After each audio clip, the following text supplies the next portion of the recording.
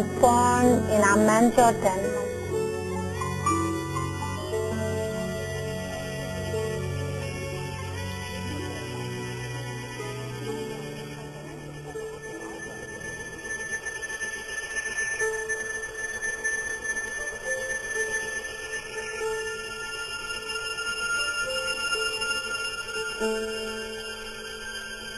She was subjected to a strip search. Really, they put her in a room, separate from anybody else, from anything else, for hours. They searched her, like every inch of her body. She told me that she was, the minute they left her alone, her tears were just coming down her cheeks.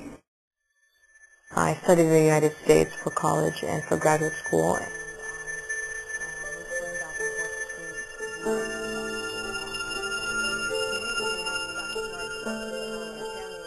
That we have to renew our identity documents and our permits, and if we didn't, they would expire and we would lose our right to return to our home. Now, every memory I have associated with that trip was one of absolute misery, and the policy or practice that stands out the most in my mind was this one of strip searching. I am a Palestinian-American attorney. I live in Portland, Oregon.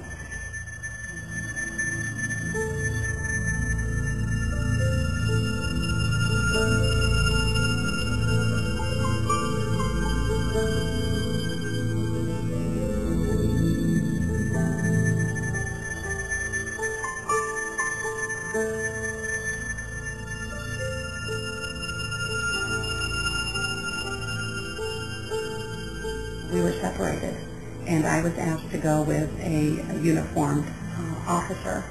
And she asked me to undress. And I must have hesitated because she asked me again. And having grown up in a Christian family in Nazareth, I was quite modest. She took off my top, I helped to take off my pants, and didn't really say much of anything. And she had me turn around. She felt my legs, my behind. So there I was as a 10-year-old in this little room, just about completely naked, and knew that I could not challenge what was happening. And I just complied. It just feels, sitting here as an adult, that as a child I really shouldn't have had to go through that. I was born in Englewood, New Jersey, and I was raised in Cliffside Park, New Jersey, which is where I still live. It's a 1 square mile town, 10 minutes out of Manhattan. I was student council president, editor of my yearbook. I remember being 7, 8, 9, 10, 11, being strip searched. I remember being really little and being strip searched and having them have me take off my pantyhose, and because I had cerebral palsy, not being able to put the pantyhose back on. I remember I was about maybe 12 and, feeling uncomfortable, having to remove my shirt and, or my undershirt, because she had said you can't keep your undershirt on, you have to also remove that. And I remember thinking, how audacious it was at the time. What purpose could it serve for me to remove my undershirt other than to embarrass me, and I was crying and pleading with my mother to ask her. I'm a stand-up comic.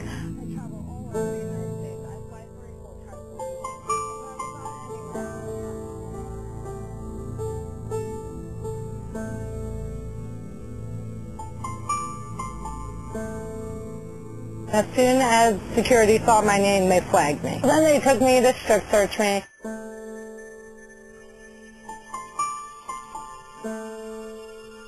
I said, well, listen, I need a maxi pad right now.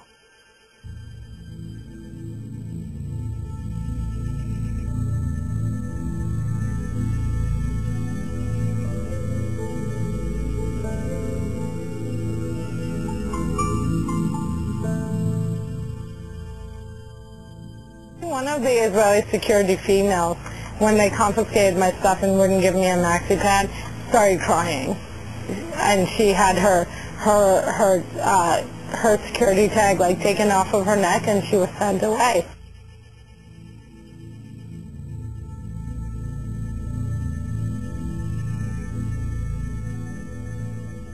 There's nothing more horrifying or embarrassing you can do to a woman than have her sit there and bleed all over herself.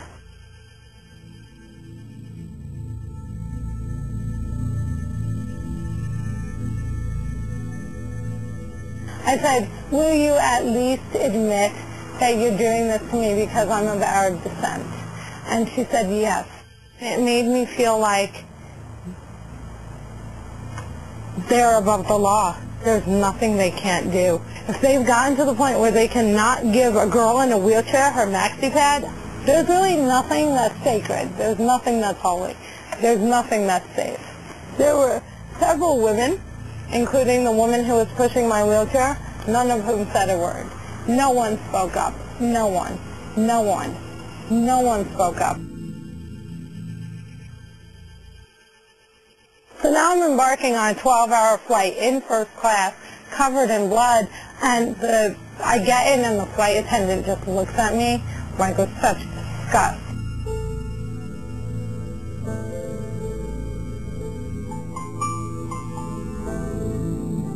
As a disabled person, I just felt like it was my worst fear come true, the idea of not being able to take care of myself and just being a mess.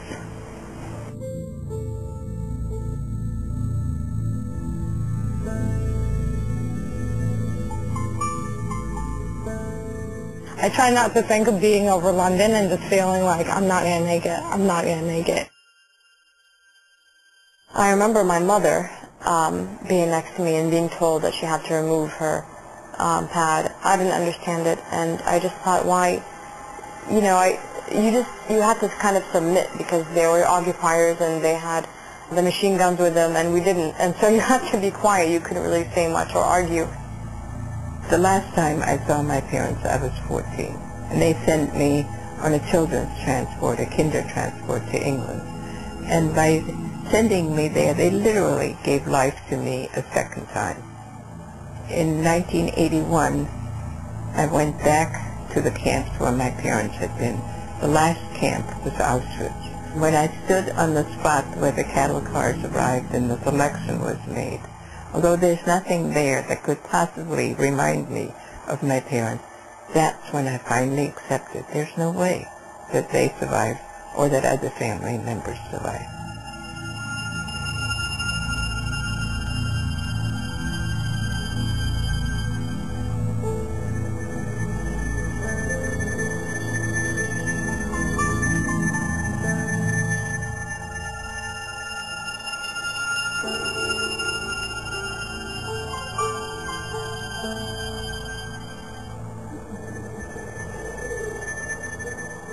Typed my name in the computer, and instantly, like growing out of the floor, were two men who identified themselves as security.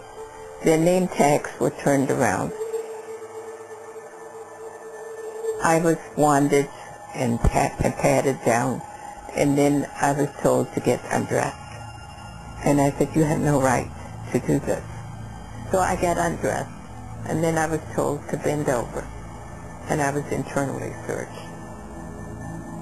And I said, why are you doing this? They said, because you're a terrorist, because you're a security risk. I have never in my whole life been so angry. I've never been so embarrassed in my life. Why would you go to such lengths to humiliate someone? This was something done purely to humiliate and for no other purpose.